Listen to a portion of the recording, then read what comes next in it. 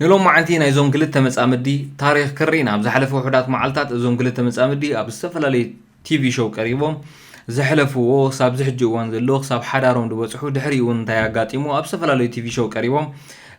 كزاربو قنيم الله نبزحات سبات زغرمه even قلبو بزحات سبات زحابه ينيرو مغنياتو اب حدا معلتي لعل مليون قالن كريو بقيعو نايزيوم انترفيو مالتي سلازي ازوم كلتا مصامدي انت عينه تاريخي زلوهم بخميم اب تي في شو قريبهم كساب تاريخهم بفيلم درجاهم كسرح كم زغل تواصتون زاربو نيرو مالتي سلازي اسكي نايزوم كلتا مصامد تاريخ كنسمعنا لو معانتي سامودا تامساي صنحو let's go سز guys مجمرة زاتري ورد لكم قال اب EBS ناي سيفو شو قريوا تاريخاوي كاز حلفتو فقراوي وتاخمون تعنا زملكت حدا عب تاريخ اب تي في شو قريبا قدم خلت سومون تزاريبات لو نيرا مالتي مساون تواصت له سلازي تاريخا سمعهم كاني كسب بفيلم درجه كسرح كم زغل ازيو اغرام تاريخ مهانو تزاريبهم نيرا مالتي تاريخ انتاي زمسل ننشي انده سمعنا يكون كيدنا فيديو لاي مملكتهم አንቺና አይደል ተኝተሽ አዎ ይርዳታ ጥያቄ ያቀርብሽበት ቪዲዮ ነው ይሄ አዎ ስለዚህ قدم حجي زاغوال زيا اب سوشيال ميديا قريبا نيرا ما بحكمنا خوينا سسالته ወይ ካኒ ናይ حجز ቪዲዮ ያ ዘርጊሓ ነይራ ማለት እዩ እሱ ኻኒ ኩሊታ ፌል ስለዝገበረ حجز ደልያ ኩሊታ ንኽቅየር ገንዘቡን የልያ ስለዝነበረ حجز ደልያ ኣብ ሶሻል ሚዲያ ወጽያ ነይራ ማለት እዩ ትሪወር ለهم ቪዲዮ አዲያን ንሳና በሕክምና خلوي ማለት ወደዚህ ህክምና ተቋም መተጂው በትራንስፖርት ነበር ነፃ የትራንስፖርት ግልጋሎት የሚሰጥ ሰው ነበር አዎ ነበር ስሙ ማን ነው ሀብታሙ ይባላል አዎ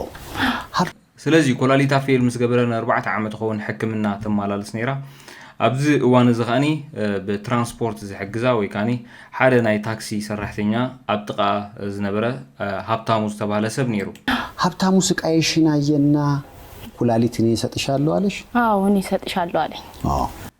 እቴን 4 ዓመት ህክምና ተማላልስ ኮላ በትራንስፖርት ዝሕግዛ ዝነበረ ሀብታሙ ዝተባለ ኮላሊት ንሱ ክህባ ምዃኑ እዩ ነጊርዋ ትራንስፖርት ሕግዛ ነይሩ ተወሰኺ ኻኒ ኩሊቱ ክህባ ከም ዝኾነ እሱ እዩ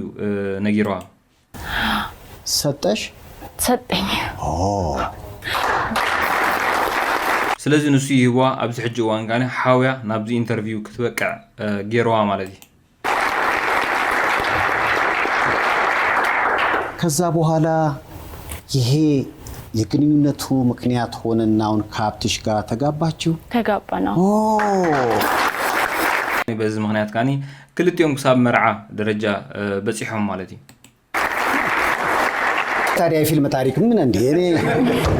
ይሁንና ፎቶአቸው እንዴት እንደ አብትሽን ይሁት እንዴ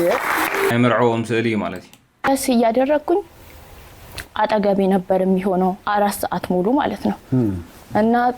መራመድ ስለማልችል እንደዚህ አልነበርኩም ሰይፉ እና አጠገቤ ሆኖ ስታፈን አብሮኝ ተኝቶ ጽጌሬዳዎች ያቃሉ አብሮኝ እዛው ድፍት ብሎ ተኝቶ ስለዚህ ኣብዚ ጽቡቅ ያዛረብ ዘላ ኣብዚ ዝሐለፈ ኣብ ግዜ ሽግራ ኩሊት ጥራይ ሂዋ ዘይኮነሲ ኣብ ግዜ ሽግራሲ ኣብ ጎና ደው ዝበለ ሰብሲ ንሱ ይነሩ ስለዚህ በሐፈሻ ኣብዛ ቪዲዮ እዚኣ ተመስጉና ያዘላ ኣብ ግዜ ሕማማ ኣብ ጎና ከም ዝነበረ በዓብዮ ኻኒ ኩሊት ሂዋ ኣሎ ማለት ስለዚህ ኣብዚ ተመስጉና ያዘላ ማለት እዩ ስነቃ አጠገቤ ነው ማዩ እንደሱ አይነት ባል እኔ እንጃ እኔ አላከድ መልክን ላገለግለው ወልጄ ከሱ ጋር ደስተኛ ሆኜ መኖር ነው ፈልገው ፍድስታር ሲማ ታሳካልኝ ኣብዙን መሊሳ ምስኡ ክትነብር ከም ትደሊ ዘለዓለም ንዕኡ ከተገልግል ከም ትደሊ በሐፈሻ ምስኡ ክትነብር ከም ትደሊ ኣብዚ ትዛረባላ ማለት እዩ ስለዚህ ኣብዛ ናይ መጀመርያ ኢንተርቪው እዚኣ ከምቲ ንሱ ዝደልዮ ኮይና ክትነብር ከም ትደሊ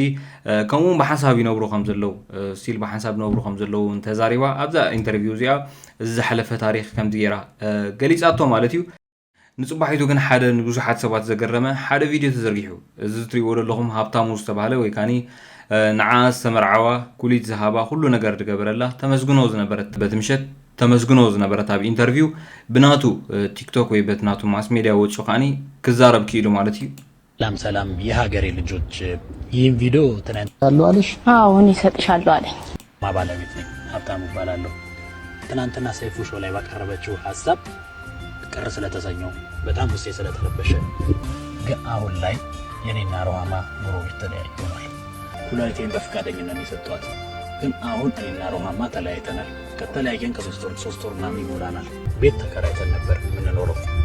አሁን የቤት ኪራይ መክፈል አቅቶኛል። እዚ ትሪእዎ ዘለኹም ወይ ከዓ ትማሊ ሰማዕኩሞ ታሪክ ሓቂዩ ኮላሊት ሂበያ ብፈቓደየ ሂበያ ኣብቲ ተሸጊራትሉ ዝነበረት ኣብ ሓገዝ ትደልየሉ ዝነበረት ርእያ ኣደንጊፃትኒ ክሕግዛ ጀሚረ ካብኡ እንዳሓርካ ቀፂሉ ኸዓኒ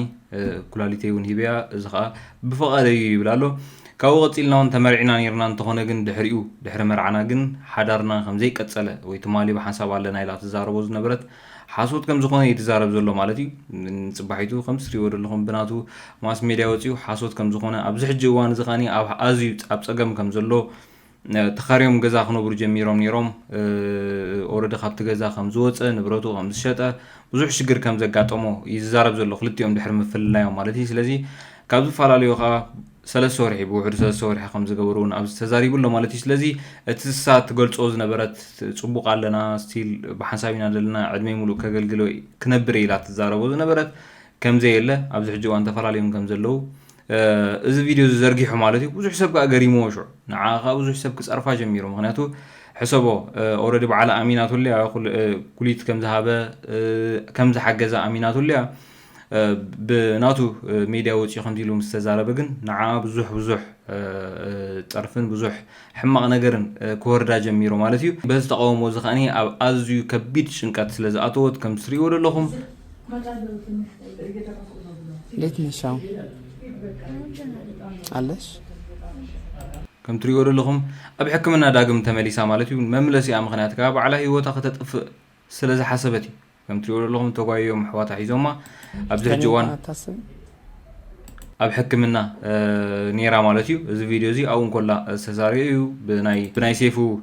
ዩቲዩብ ተዘርግሐ እዩ ማለት እዩ እዚ ምስ ኣጋጠመ ኸዓኒ ንብዙሓት ሰባት እዚ ታሪክ እዚ ከገርም ክኢሉ ማለት እዩ ብዝሓለፈ ውሕዳት ሳምንታት ከዓኒ ብዙሕ ሰብ ክዛረብሉ ጀሚሩ ብፍላይ ንዕኡ ኣብ ዝተፈላለዩ ሶሻል ሚድያ እንዳፀውዑ እንታይ ኣጋጢምካ ደው ኢሎም እንታይ ኣጋጢምካ እንዳበሉ እቲ ታሪክ መሊሱ ከም ዝኸፍእ ክገብርዎ ጀሚሮም ማለት እዩ ሳኻ ከም ትሪእዎ ዘለኹም ሕክምና ተወሲዳ እቲ ዝሰተይቶ መርዚ ኸዓኒ ከውፅላ ክኢሎም ማለት እዩ ኦረዲ ሓውያ ማለት እዩ ድሕሪ እዚ ሴፉ ንክልቲኦም ብሓንሳብ ከምፅኦም ክኢሉ ማለት እዩ መጀመርያ ንበይንዮ ዓዲሞ ንዓ ኸዓኒ ብሕቡእ ወይ ከዓ ምስኡ ከም ትሳተፍ ገይርዋ ማለት እዩ ስለዚ እታ ኢንተርቪው ከሪእኩም እኔ ኩላሊቴን ሰጥቼ ያተረፍኩኝ ልጃቸው የቤተሰቦቻቸው ምላሽ ግን አጠጋቢ አልነበረም ችግር በገጠመኝ ወቅት እንኳን አጠገቢ ሊቆሙ አልቻሉም ወንድሟን ጨምሮ የሚል ሐሳብ ያነሳ መሰለኝ ኣብ ግዜ ሽግረይ ቤተሰባ ኸማኔ ኣብ ጎነይ ደው ክብሉ ኣይከኣሉን ምባል ተዛሪቡን ነይሩ ማለት እዩ ስለዚ እንታይ ይንሱ ምባል እዩ ዝሓቶ ዘሎ በሰዓቱ እንዲህ እንደላረገ ነገር ምንድነው ለሷ ደውዬላት ነበር እንዳጋጣሚ እኔ ጣቢያ ሆኜ የወንድሟን ስልክ ስለማላውቀው ለሷ ደውዬላት ነበር ሰው በገጨበት አጋጣሚ ስለዚ ሓደ እዋን ሓደጋ ጋጢሞ ነይሩ ኣውቲስት እዩ ከም ዝበልኩኹም ስለዚ ሓደጋ ጋጢሞ ቆልዓ ሃሪሙ ነይሩ ማለት እዩ ኣብ ትሽዑ እዋን ከዓኒ ኣብ እንዳ ፖሊስ ነይሩ ማለት እዩ ኣብ እስሩ ቤት ነይሩ ያቱም የሷን ስልክ ነው በቃ የማውቀው ደውዬላት ነበር ስለዚ ብዙ እዋን እዚ ከዓኒ ንኽትሕግዞ ማለት እዩ ንዓ ደውይላ ኣብ እስሩ ቤት ኣብ ዝነበረሉ የሱን ስልክ እንድትሰጠኝ ግን ችግርን እዛው ተወጣው ስትለኝ ደበረኝ ኣብዚ ምናልባት ኣይገለፆን ሓዋ ንዓ ሎየር ወይ ከዓ ጠበቃ እዩ ማለት እዩ ስለዚ ኣብቲ እስር ቤት ኣብ ዝነበረሉ ሓዋ ክሕግዞ ስለ ዝደለየ ንዓ ደው ኢሉ ናይ ሓዋ ቴሌፎን ሃብኒ ናታ ጥራይ ሒዝዎ ፀኒሑ ብኣፉ ማለት እዩ ስለዚ ናይ ሓዋ ቴሌፎን ሃብኒ ከምዝን ስለ ዘለኹ እሱ ክሕግዘኒ ብምባል ሓቲትዋ እንተኾነ ግን ንሳ ሽግርካ ባዕልኻ ተዋፃዮ ወይ ከዓ ሽግርካ ባዕልኻ ፍትሓዮ ኮንካ ኢላቶ ማለት እዩ በዚ ከዓ ኣዝዩ ከም ዝሓረቐ ይዛረብ ኣሎ እንዲመጡልኝ አልፈለገችም ኣሕዋታ ክመፅሉ ወይ ከዓኒ ብሓፈሻ ሓገዝ ክገብርሉ አይፈቀደት እንሳ እሷ ነች ያልፈለገችበት እነሱንም እንደዛ እንዳሆነ ያረጋችበት ምክንያት ምንድነው የሷ አማርኛ ስለዚህ ብዙ ተዛዋዋሪ ኣሕዋታ ደይኮነ ኣብየሞ ንሳ ኣብያቶ ማለት ወይ ከዓኒ ሽግርካ ባዕልኻ ኣው ኮንካ ፍትሓዮ ስለ ዝበለቶ ንሳ ኣብያቶ እግዚአብሔር ይመስገን ወዲያው ነው የወጣሁት ለምን ልጅም አልተጎዳብኝም በእርቅ ነው የጨረስነው ሁሉ ነገር የዚህ ትሽዑዋን بعرق ስለስተወደ ብዙሕ ጉዳቱን ስለዘይነበረት ተሳሲ ቆልዓ ቀልጢፈ ወጪ ይዙ ዘሎ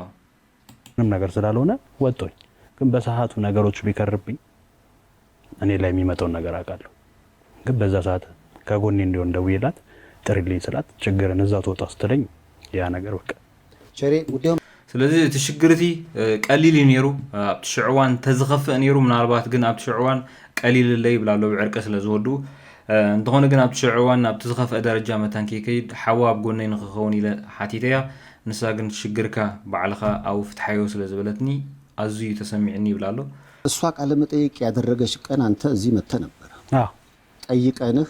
መግባት አልፈልግም ብለሃል ለምን ስለዚህ ኣብዚ ሓለፈ ወይ ካብቲ መጀመርያ ኢንተርቪው ዝገበረትሉ ብዛዕባ ፍቅሮም ብዛዕባ ዝሓለፈ ታሪክ ኣጻቢቃ ትዛረበሉ ኣብ ዝነበረት እዋን ንሱን መፂ ነይሩ እቶ ተባሂሉ ካኦቲክ አይደለን ይልዎም ነይሩ ያ መግባት ያልፈለኩበት ምክንያት ምንድነው አንደኛ ገብታ የምትናገረው ነገር ስለማቅ ክታአቱ ዘይደለኻሉ ምክንያት እንታይ ተባሂሉ ዝምልስ ዘሎ መጀመርያ አትያ እትዛረቦ ነገር ስለዝፈልጥ ብላሎ ክስት የሚያረጋግጥልኝ ነገር ስላለ ምንም አይነት በቃ ያለውን ነገር እውነት አስመስለ ተናገር ስላለችኝ ያን ነገር መናገር ስለከበደኝ አልገባም ብዬ ተናግሬያለሁ ቅድምታውን ኣብትሸው ተሐቀ ከይተዛረብ ስለዝበለቶ ወይ ወን ሓቅም ሲልካ ተዛረብ በሐንሳብ ከም ዘለና ኣምሲልካ ተዛረብ ስለዝበለት ንኻቱ ይደለኹን ወይ ካደ ሳይብልን ይዝብ ዘሎ ኣብ መንጎ ሸው ይትሪእዎ ዘለኹም ንዓውን ንዑ እንዳዕለሎ ከሎ ንዓውን ዓዲሞ ኣሎ ማለት እዩ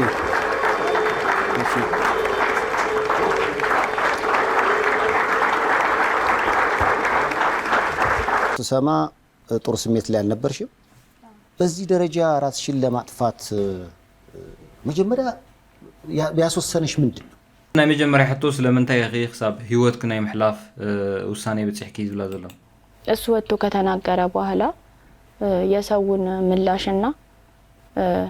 የእሱም እንደዚህ ያደርጋል ብዬ የገመትኩት ነገር ስላልነበረ አንድ ላይ ሲደራረብኝ ያው መቋቋም ተቀንዲ ናይ ሰብ መልሲ ወይ ካንዓ ዝመጻ ፊድባክ ማለት እዩ ንሱ ቪዲዮ ምዝርግሐ ንሱም ቪዲዮ ክዝርግሕ ኢለ አይጽበኒ ነይረ ስለዚህ በዚ ክልቲዩ ማዕረኽ እንደዚህ ኣብጽሕዋ ማለት አብሮም ከነቴስ ጋር የሚሄድ ነገር ነበረ እኛ ልናቅ አንችልም እነዚህ ሰዎች ተለያይተዋል አልተለያዩ ለምንድን ነው አንቺ በወቅቱ መለያየታችሁን እሱን ስሜቱን የሚጎዳውን ነገር መናገር ያልፈለግሽው ሕቶ ዝመጽ ዘለኻ ተቀንዲ ንዓ እሱን ዝሐረቀሉ ማለት እዩ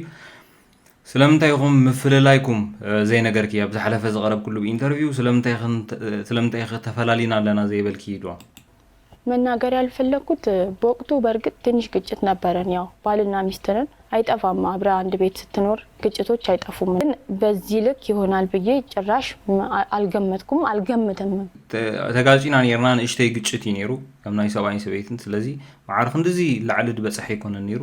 ኖርማል ባሲዩ ነሩ ያትብልላ ምክንያቱም ግጭቱ ይፈታል የሚፈታ ነው እኔና እሱ ተታዝተን ተለያይተን አንለያይም እና የሱ ለኔ ማረግ ወጥቼ በቃ በአደባባይ ማመስገኑ ነው ለኔ የታየኝ ማለት ነው በሰዓቱ እንጂ ግጭቱ እንደዚህ በማግስቱ ጎልቶ አደባባይ ወጥቶ እንደዚህ የሰው ምንም አይምሮ ውስጥ አልመጣም ነበር ያን ስለዚህ ናታ ሐሳብ እንታይ በትባስቲ ክሳብ ክንዱ ኣብ ዝላዕለ ደረጃ ክንከይድልና አይ ሐሳብና እቲ ዝነበረ ባእሲ ወይ ናይ ክልቴና ዘባሰና ነገሩን ንእሽተይ ስለ ዝነበረ ክፍታሕ ኢለ ዝሓስብ ነይረ ኢቭን ንዑ ክትሕጉሱን ኣብቲ ሜድያ ቀሪባት ተዛረበተውን ንዑ ክትሕጉስ ከም ዝኾነት በሓፈሻ ንዘላለም ኣብቲ መጀመርያ ነይረኩም ንዘላለም ምስኡ ክነብር ዝደሊ ድሌቱ ከማሉሉ ዝደሊ እንዳበለት ተዛረብ ነይራ ኣብ ማስ ሜድያ ማለት እዩ ስለዚህ ንዑ መታን ነቲ ኣባይስና ዘለውን ከተዓረቀና ክእል ኢለ ስለዝሓሰብኩ ከም ኢለ ተዛሪበ ትብለላ በሓፈሻ ተባይስና ኣለና ደይኮነስ ጽቡቕ ኣለና ኢለ ተዛሪበ ንዘላለም ምስኡ ክነብር ኣለኒ ኢለ እንድሕር ተዛሪበ ፍታሕ ኮይንት ስለስተሰማዓይ ናይ ዘላለም ተሓስቦ ተዛሪባ ማለት ይሳ ምክንያቱም አንድ አካል ሼር ተደራርገን ምንኖር ሰዎች ነን እንዴት ትረሳሳለ እኔ እስከምን አይነት ወንድ ጋር ነው ልኖር የምችለው ግጭታችን አመዝኖ መውጣት አልነበረበትም ግን ሆኗል እኔ አሁንም ቢሆን እሱም ማጣት አልፈልግም በአፈሻን ስቲል ካው ከምዘይ ተፈላለት ያ ተሐስብ ኮም አይነት ሐሳቡን ይብላን ጁን ተኾነ ንዑ ኾስሮ አይደለኔ ብዙኾነ ይኹን ምክንያት ያብል ዘላ ማጣት አልፈልግም አሁንም ተወጇለሽ አዎ ወዷለሁ በሰዓቱ ግጭታችን እንደዚህ የሚያደርጋል ነበር ተቀራይታ ተሐቶ ዘላ በአፈሻ ተረጋግረን መፍታት እንችል ነበር እኔም ለዛ ነው ዞር ያልኩት እና እኔ አንተን አጥቼ መኖር አልፈልግም አልችልምም ደግሞ ታውቃለህ እና እኔ በጣም ነው የምወድክ እና ይቅርታ አድርግልኝ እባክህ በጣም ነው የምወድህ ጥየል ወጣ ነው ሰይፉ አይ በቃ ትንሽ ይቅርታውን ተቀብለሃታል ተቀብላታል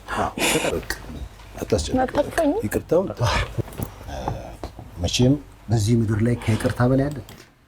ቅሬታ ክትብለሉ ፀኒሕያ ከም ትሪእዎ ዘለኹም እሱ ግን አይፈተውን ብሓፈሻ ክሳብ ክወፅውን ክብል ፀኒሕ ማለት እዩ ምን አሁን እያለች ያለችው አስቀይም ያለው ለሆነው ነገር ሁሉ ይቅርታ እየተባልከ ነው ይሄ የተሰጠን ነው ተሰቅርታ ይቅርታ አድርጌላት እሺ ቁጭ በይ ይቅረይለል ክለኹ ኢለዋ ለሰው ልጅ መጀመሪያ የሚያስፈልገው ምንድነው እምነት ነው የሚያድነ በእምነቴ ደግሞ ድኛለሁ ከዚህ በኋላ አለው ደግሞ አለ ስለዚህ መወዳእታ ብዙ ሕጂ እዋን እንደኾነ ነገር አይደለንን እዩ ቅድሚ ሕጂ ሓሚመ ዝነበርኩ ቅድሚ ሕጂ ወዲቀዮ ዝነበርኩ በእምነቴ ድሒነ ኢቭን ሕክምናውን አይደለንን እዩ በእምነቴ ድሒነ ስለዚ ኣብዚ ሕጂ እዋን ሰላም እየ ዘለኹ ድሕሪ ሕጂ እውን ሰላም ክህሉ እዩ ዝብል ዘሎ ስለዚ ከም ትሪእዎ ዘለኹም በእምሩ ወዲኡ ከም ዘሎ ወይ ከዓ ምሳኣ ክኸውን ከም ዘይክእል እውን እዩ ኣብዛ ናይ መወዳእታ ኢንተርቪው ተዛሪቡ ዘሎ ማለት እዩ ንሳ ኸዓኒ ሓሳባው ንሳ ኣይተቐየረን ሲል ምስኡ ከም ትነብር ከምኡ ዓይነት ፕላን ከም ዘለዋ ናይ መጻኢ ከምኡ ዓይነት መደብ ከም ዘለዋ ምስኡ ሂወት ከም ዘለዋ ኣብዚ ኢንተርቪው ተዛሪባ